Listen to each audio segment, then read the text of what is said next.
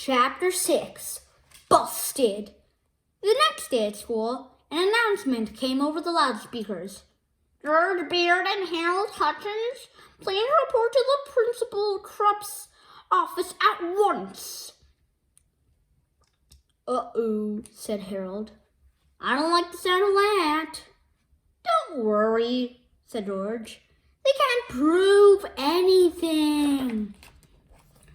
George and Harold entered Principal Krupp's office and sat down on the chairs in front of his desk. The two boys had been in this office together countless times before, but this time was different. Mr. Krupp was smiling. As long as George and Harold had known Mr. Krupp, they had never, ever seen him smile. Mr. Krupp knew something.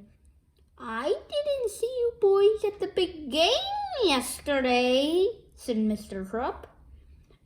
No, said George. We weren't feeling well. Yeah, Harold stammered nervously.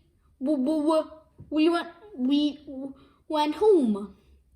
Aw, that's too bad, said Principal Krupp. You boys missed a good game. George and Harold quickly glanced at each other, gulped, and tried hard not to look guilty. Lucky for you, I have a videotape of the full thing, Mr. Krupp said. He turned on the television in the corner and pressed the play button on the VCR. A black and white image appeared on the TV screen.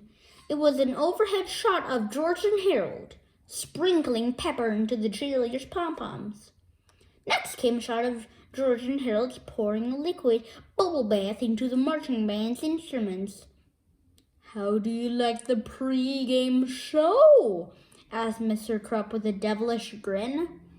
George eyed the television screen in terror. He couldn't answer. Harold's eyes were glued to the floor. He couldn't look. The tape went on, revealing all of George and Harold's behind-the-scenes antics. By now, both boys were eyeing the floor, squirming nervously and dripping with sweat. Mr. Krupp turned off the TV. You know, he said, ever since you boys came into the school, it's been one prank after another. First, you dissect frogs in the Jell-O salad at the parent-teacher banquet. Then you made it snow in the cafeteria. Then you rigged all the intercoms so they played Weird Al Yankovic songs full blast for 6 hours straight. For 4 long years you two have been running amok in the school, and I've never been able to prove anything until now. Mr. Krupp held the videotape in his hands.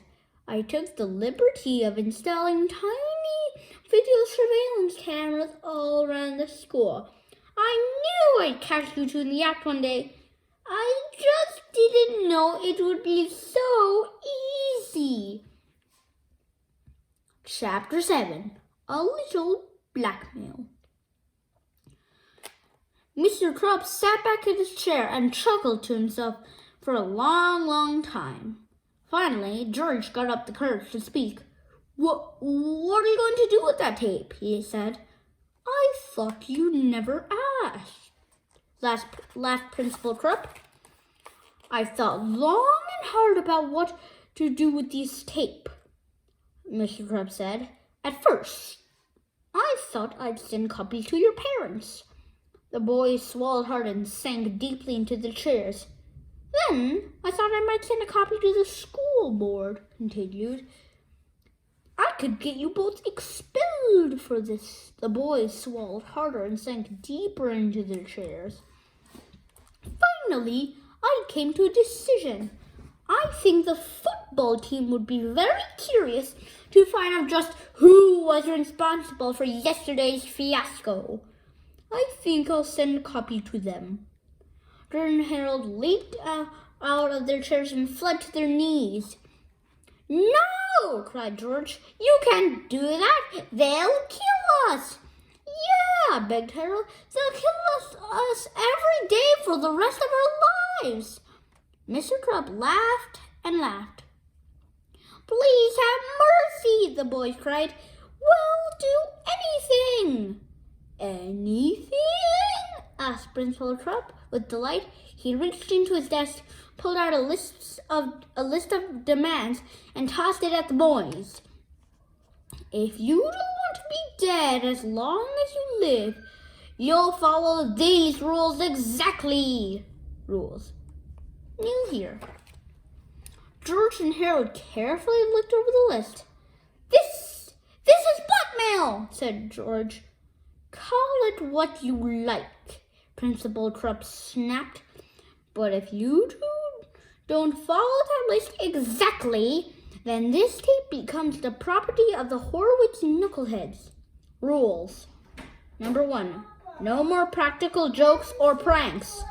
2, no laughing or smiling. 3, no more 4, no more Captain Underpants. 5, wash my car every. 6, mow my. Chapter 8, Crime and Punishment. At 6 o'clock the next morning, George and Harold dragged themselves out of bed, walked over to Mr. Crump's house, and began washing his car. Then, while Harold scrubbed the tires, George roamed around the yard, pulling up all the weeds and crabgrass he could find. Afterward, they cleaned the gutters and washed all the windows on Mr. Crump's house. At school, George and Harold sat up straight, listened carefully, and spoke only when spoken to. They didn't tell jokes, they didn't pull pranks, they didn't even smile. Their teacher kept pinching herself. I just know this is a dream, she said. At lunch, the two boys vacuumed Mr. Crump's office, shined his shoes, and polished his desktop. At recess, they clipped his fingernails and ironed his tie. Each spare moment in the boys' daily schedule was spent catering to Mr. Crump's every whim. After school, George and Harold mowed Mr. Crump's lawn, tended his garden, and began painting the front of his house. At sunset, Mr. Crump came outside and handed each boy a stack of books. Gentlemen, he said, I've asked your teacher to give you both extra homework. Now go home, study hard, and I'll see you back here at 6 o'clock tomorrow morning. We've got a busy day ahead of us. Thank you, sir, moaned the two boys. George and Harold walked home, dead tired. Man, this was the worst day of my entire life, said George. Don't worry, said Harold. We only have to do this for 8 more years.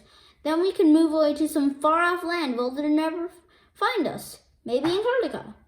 I've got a better idea, said George.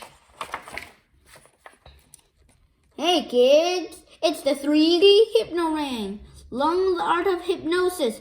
Amaze your friends. Control your enemies. Rule the world.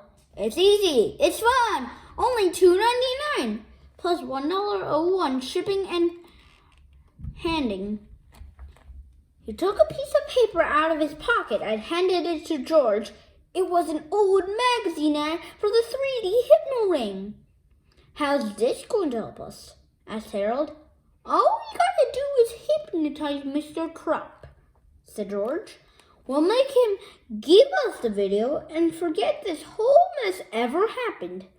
That's a great idea, said Harold.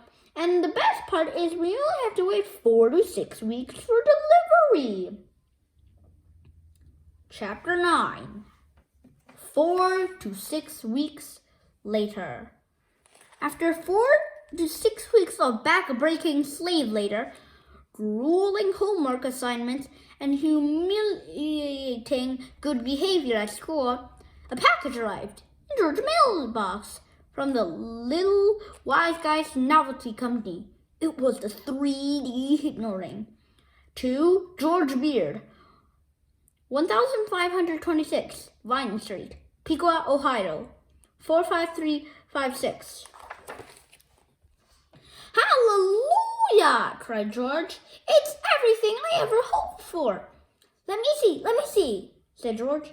Harold, don't look at it, warned George, or you don't want to get hypnotized, do you? Do you really think it will work? Asked Harold. Do you really think we can amaze our friends, control our enemies, and take over the world? Just like the ad says? It better work, said George, or else we just wasted 4 whole bucks.